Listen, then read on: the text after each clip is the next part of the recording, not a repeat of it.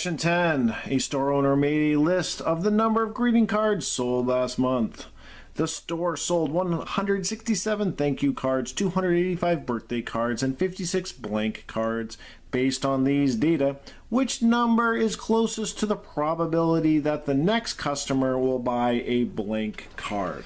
Okay, so rules, target outcomes over possible outcomes equals probability. So that's our rule. That's a rule again. And you can see here all you have is decimals, right?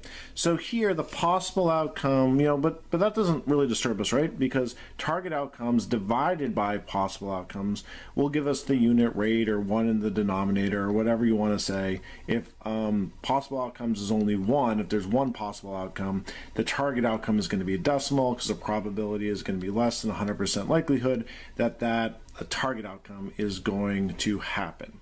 So this can be represented, the probability can be represented as a fraction, as it was in the last problem, or it can be represented as a decimal, as it will be in this problem, or these decimals, you can just turn them into percents, right?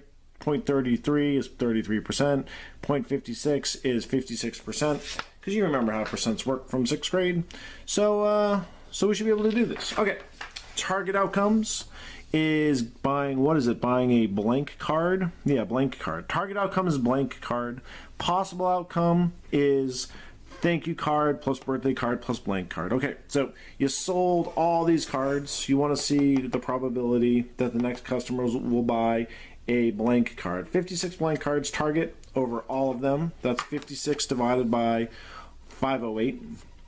That's your fraction. That's your fraction. If the probability was being expressed as a fraction, you could simplify that fraction and be good to go, but it's not. It's being represented as a decimal.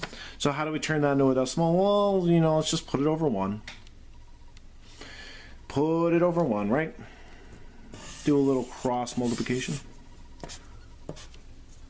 There's only one potential outcome. What is the decimal value of that target outcome? There's only one. Think about it as only one potential outcome, only one next customer.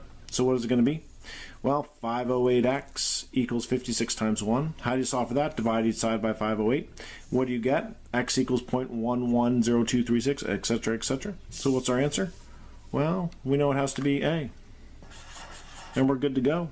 That's 0.11. It also could be, which equals 11%. There's 11% chance that the next customer is going to buy a blank card. That's how it works. We're good.